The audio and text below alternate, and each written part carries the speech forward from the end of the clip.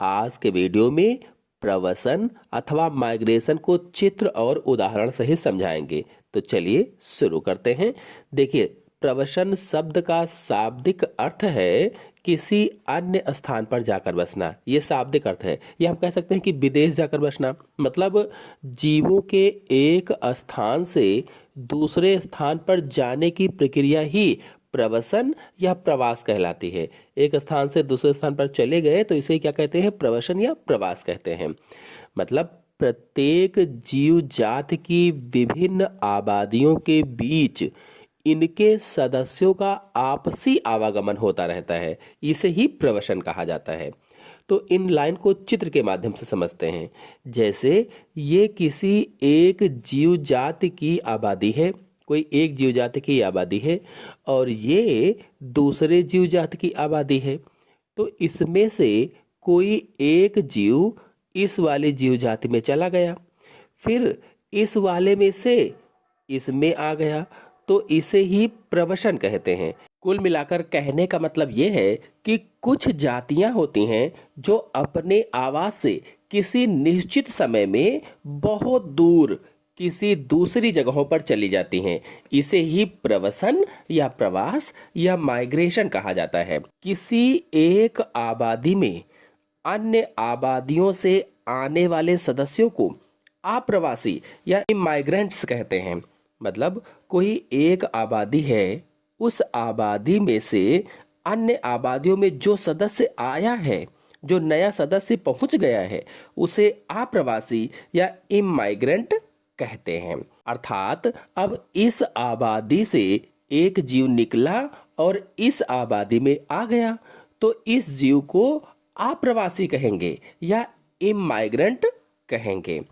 अप्रवासी सदस्य यदि आबादी के प्रवासी सदस्यों के साथ लैंगिक संबंध स्थापित करते हैं तो उस आबादी के जीन पूल में कुछ नए या उत्परिवर्तित जीन्स का समावेश होता है, अथवा इस आबादी में एलील्स की जीन आवृत्तियां बदल जाती हैं। मतलब अब ये जो सदस्य आया है, इस आबादी में रहने वाले सदस्यों के साथ अगर लैंगिक संबंध बनाता है, सेक्सुअल रिप्रोडक्शन करता है, तो इस आबादी के जीन पूल में कुछ नए जीन्स आ जाएंगे, अथवा म्यूटेंट जीन्स का समावेश हो जाएगा, या फिर कह लीजिए कि इस आबादी में जीन फ्रीक्वेंसीज बदल जाएंगी क्योंकि नया जीन्स आ गया है या म्यूटेंट जीन का समावेश हो गया है। अब यदि आपके मन में प्रश्न हो कि जीन पूल क्या है, तो किसी जनसंख्या में या किसी आबादी में सभी जीवों के जीनों का कुल सेट जीन पूल कहलाता है। यानी सभी जीवों के कुल जीन को क्या कहते हैं? जीन पूल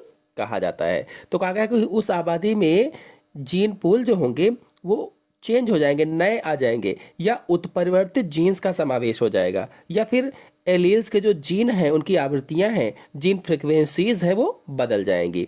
और इसी प्रकार आबादी के कुछ सदस्य आबादी को छोड़कर अन्य आबादियों में जाते रहते हैं। इन सदस्यों को उत्प्रवासी कहा जाता है, इमाइग्रेंट्स कहा जाता है। यानी जो सदस्य अपनी आबादी को छोड़कर दूसरी आबादी में जाते हैं, उन सदस्यों को उत्प्रवासी कहा जाता है या इमाइग्रेंट्स कहा जाता है। उत्प्रवासी सदस्यों के साथ आबादी के जीन पूल में कुछ उत्परिवर्ती जीन निकल भी सकते हैं, यानी म्यूटेंट जीन निकल भी सकते हैं।